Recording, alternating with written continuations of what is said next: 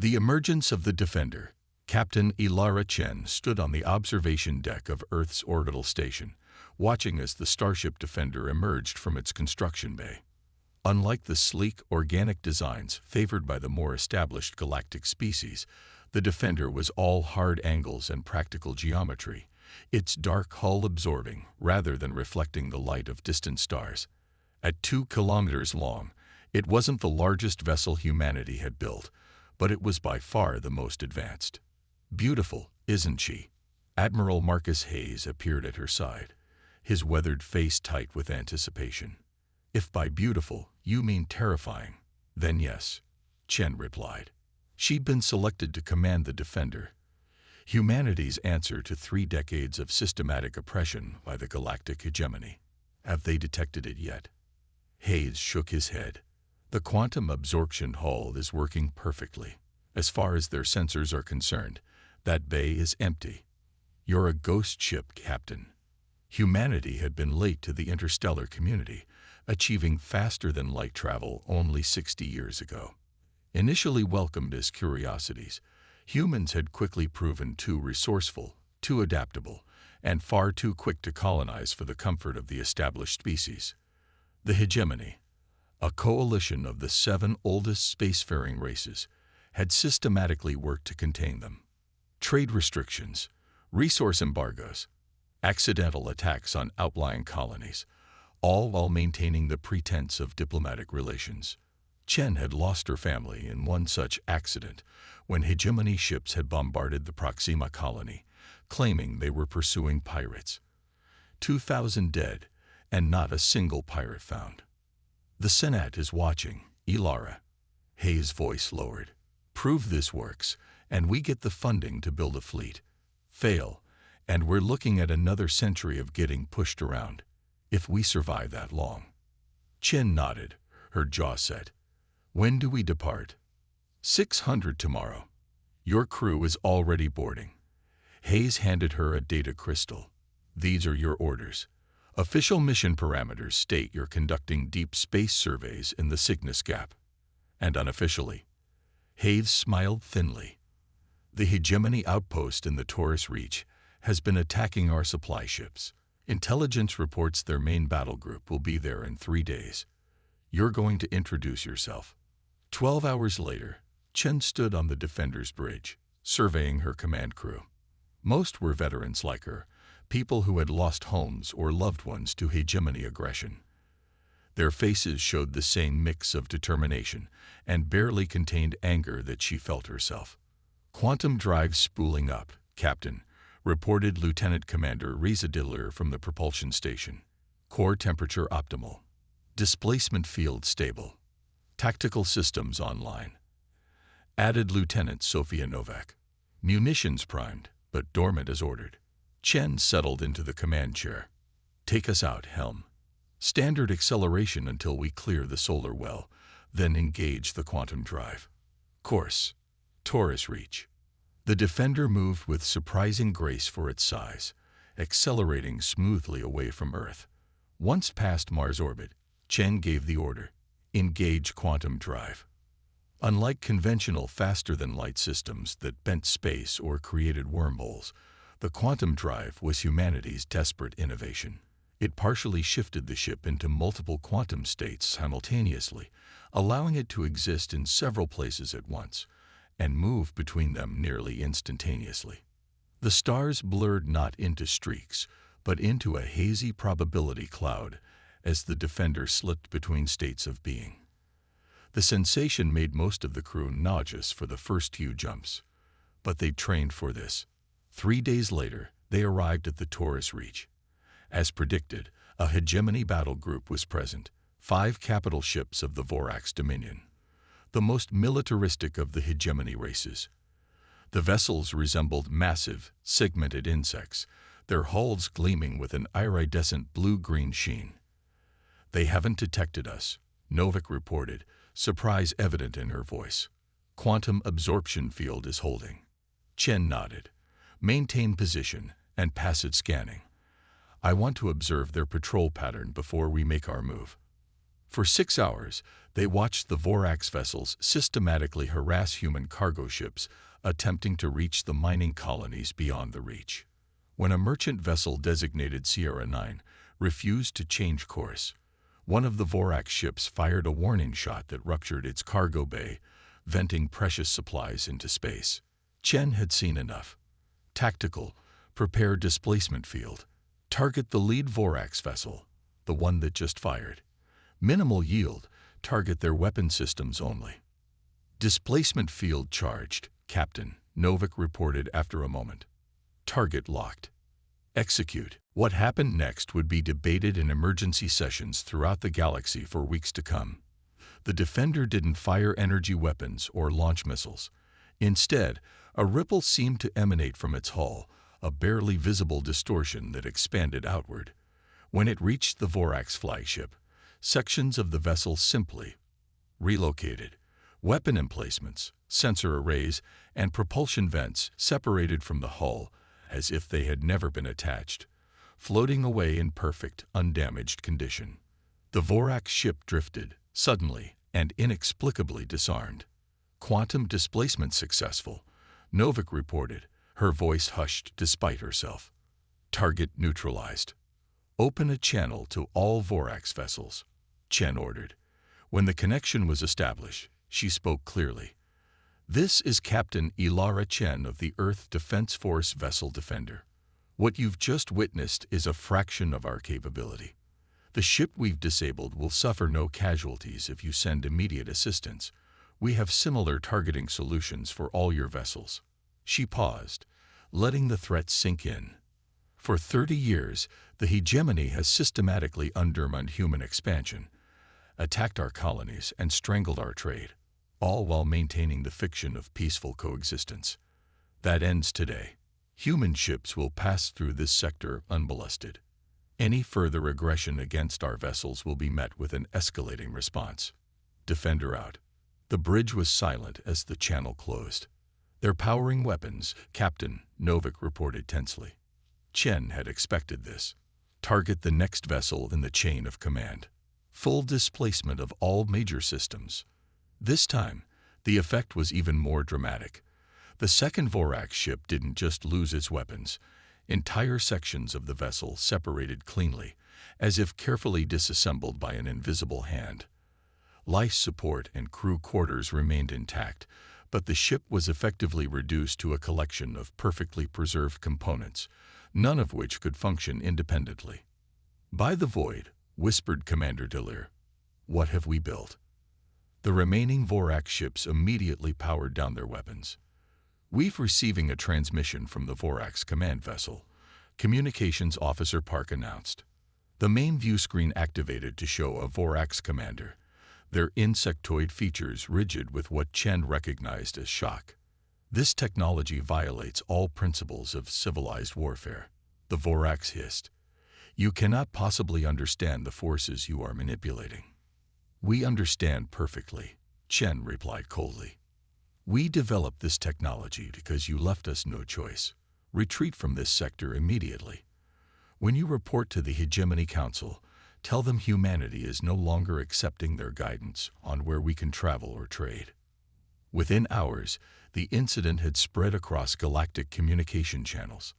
The Vorax, historically one of the most feared military powers, had been defeated, humiliated, by a single human vessel using technology that none of the hegemony powers could identify or counter. On the hegemony capital world of Illithus Prime, the Council convened in an emergency session. Representatives of all 7 founding species gathered, their voices raised in alarm and outrage. This quantum displacement technology represents an existential threat, declared High Speaker Zhou Ril of the Ethereals, his translucent form pulsing with agitated light. If scaled up, it could theoretically be used against planetary bodies or even stars. The humans must be contained, agreed Supreme Commander Vex of the Vorax Dominion. My ships report this vessel appeared with no warning, as if materializing from nothing. Their stealth capabilities alone upset the balance of power. First Minister Taleri of the Solarian Conclave, the species most physically similar to humans, and occasionally their advocates, raised her crystalline hand. Perhaps we should consider that our policies of containment have driven the humans to this desperate innovation. They sought dialogue for years before withdrawing their ambassadors. Your sympathy for these primitives is noted and unwelcome, Vex chittered. I propose immediate military action. A combined fleet to hunt down and destroy this vessel before they can produce more. High Speaker Joril's form rippled with disagreement. Hasty military action could provoke full deployment of this technology. I propose instead a formal ultimatum. Surrender this vessel and all research related to this technology, or face complete isolation from galactic society, including interdiction of their home system. The vote was not unanimous, but the outcome was clear.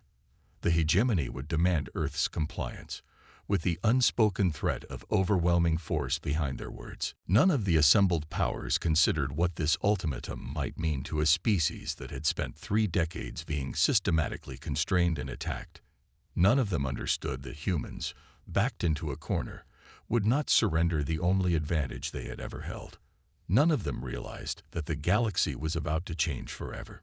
The Coalition's gambit, the Grand Assembly Hall of Earth's unified government, buzzed with tension as delegates from all human colonies packed the chamber.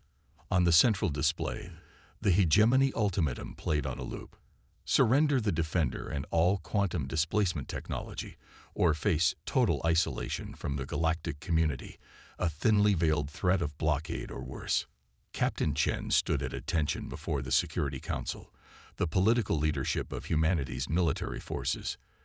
The Defender performed beyond our expectations, she reported. The quantum displacement field allows us to remove specific components from enemy vessels without destroying them or harming their crews. It's precise, effective, and most importantly, there appears to be no defense against it. And if we built more ships with this technology?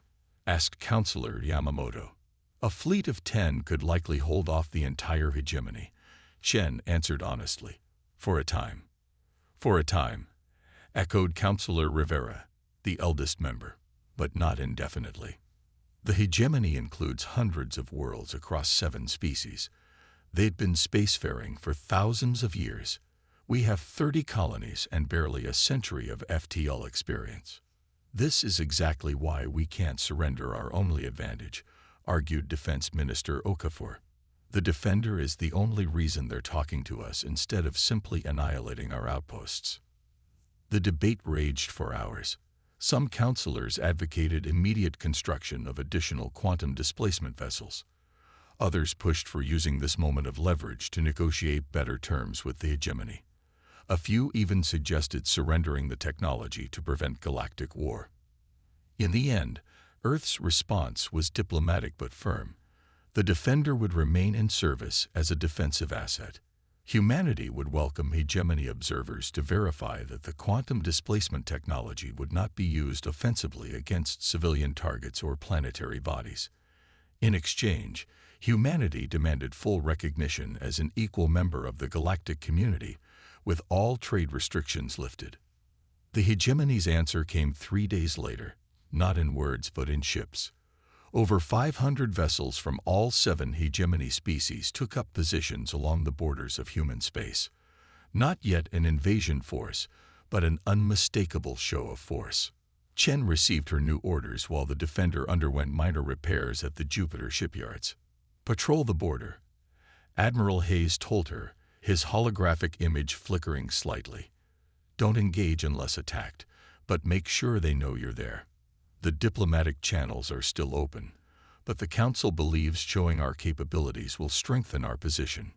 For 2 weeks, the Defender moved along the edge of human space, occasionally allowing itself to be detected by hegemony sensors before disappearing again. The quantum drive gave them the ability to appear almost anywhere along the border within hours, creating the impression of multiple vessels. Then everything changed. Captain, we're detecting massive energy signatures, Novak reported during a routine patrol near the Epsilon Indi system. Multiple hegemony vessels dropping out of FTL. At least 70 ships, approaching from different vectors. Chen frowned. Defensive posture. Maintain quantum absorption field at maximum. Let's see what they're doing before we reveal ourselves. The hegemony fleet moved with precision, coordinating across species that rarely worked together. They formed a three-dimensional net around the human colony at Epsilon Indi, their weapons powered but dormant. "They're looking for us," Commander Delire observed. "This formation is designed to detect and trap a single vessel, specifically us." Chen nodded. "And if we engage any part of their fleet, the rest will converge and overwhelm us, even with our technology," Delire finished. A transmission arrived from Earth. The hegemony had simultaneously positioned fleets around every major human colony. Their message was clear: surrender the Defender, or watch human worlds be cut off one by one. Chen studied the tactical display, considering their options. The Defender could probably neutralize the fleet at Epsilon Indi, but not before they could open fire on a colony. And they couldn't protect all human worlds simultaneously, not with just one ship. "Captain," Communications Officer Park interrupted her thoughts. "We're receiving a direct transmission from the Hegemony Command Vessel. They're asking for you by name." Chen straightened her uniform. "Put it through." The view screen revealed a being Chen recognized as a Solarian. First Minister Talari herself, her crystalline features catching the light. "Captain Chen," Talari began, her voice resonating with multiple harmonics.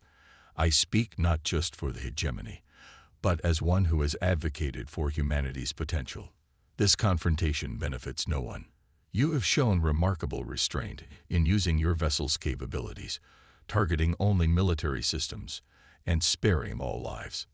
Chen remained expressionless. "We developed this technology for defense, not conquest." "Then demonstrate that intention. I have convinced the Council to offer a compromise. The Defender will be placed under Joint Human Hegemony Command, operating as a peacekeeping vessel. Your quantum displacement technology will remain classified, but monitored by a multi-species ethics committee. In exchange, humanity will receive full membership in the hegemony, with all the protections and privileges thereof. And if we refuse," Talari's crystalline form dimmed slightly, "then I cannot restrain the military factions any longer. The Vorax and the Nexari are particularly eager to eliminate what they see as an existential threat, regardless of civilian casualties." Chen muted the transmission and turned to her senior officers. "Options. We could use the quantum drive to jump directly to Earth," Delire suggested. "Make our stand at humanity's homeworld and abandon our colonies," Novik countered. "The moment we leave, they'll start applying pressure, or worse." Chen unmuted the channel. "I need to consult with Earth's leadership. This decision is beyond my authority." "You have 6 hours, Captain," Talari replied. "After that, the blockade begins in earnest." The subsequent communication with Earth was tense. The Security Council was divided, but one thing became clear: humanity could not win a prolonged conflict against the entire hegemony, even with the Defender's technology.